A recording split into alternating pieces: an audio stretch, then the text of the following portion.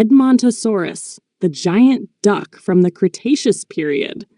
A journey through one of the greatest herbivorous dinosaurs in Earth's history.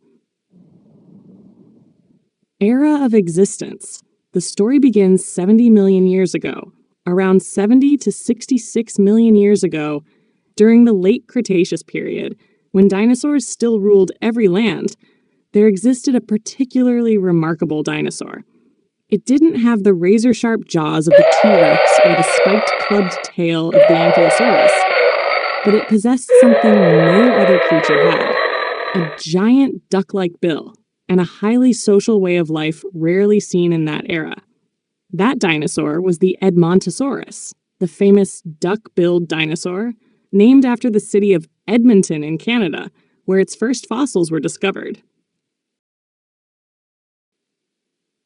Appearance: a living bus with a fearsome plant-grinding jaw. Imagine standing in a prehistoric swamp, surrounded by dense forests and steamy, humid air. Suddenly, through the morning mist, a massive shadow slowly emerges. It's not a terrifying predator, but a calm, colossal figure. The Edmontosaurus. It could grow up to 12 meters long, about the size of a 2-story bus, and weigh around 4 tons. Its usual stance was parallel to the ground, but when needed, it could stand upright on its powerful hind legs to reach the tops of trees, with its large tail balancing its weight. Its wide, duckbill-shaped mouth was the perfect survival tool, a biological shear for clipping branches, stripping leaves, and even pulling up roots.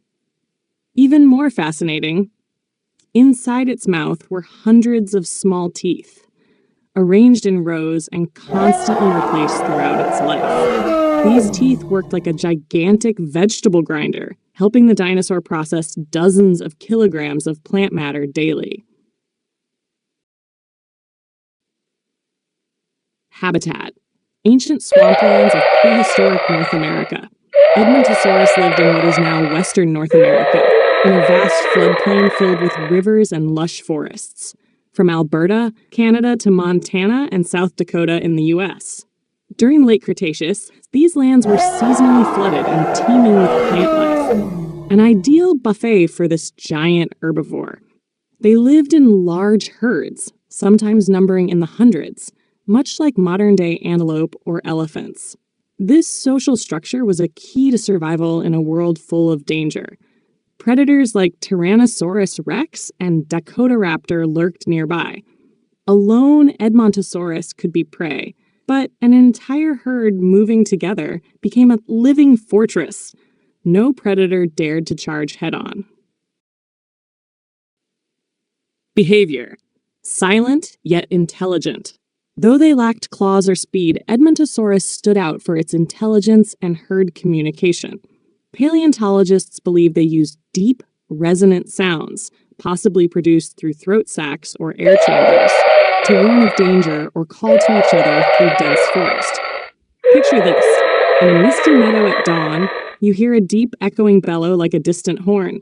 That might have been an Edmontosaurus alerting its herd that a T-Rex was near. As a gentle herbivore, Edmontosaurus grazed peacefully on grass, leaves, and even roots. Thanks to its specialized grinding teeth, it didn't need to chew cud like many modern plant eaters, a rare trait in prehistoric herbivores.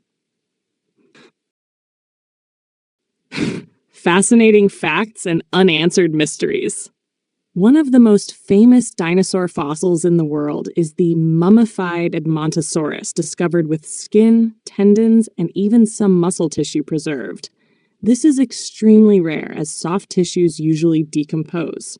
From this priceless specimen, scientists learned that Edmontosaurus had small, uneven scales, forming a natural armor possibly colored brown or mossy gray to blend into the forest.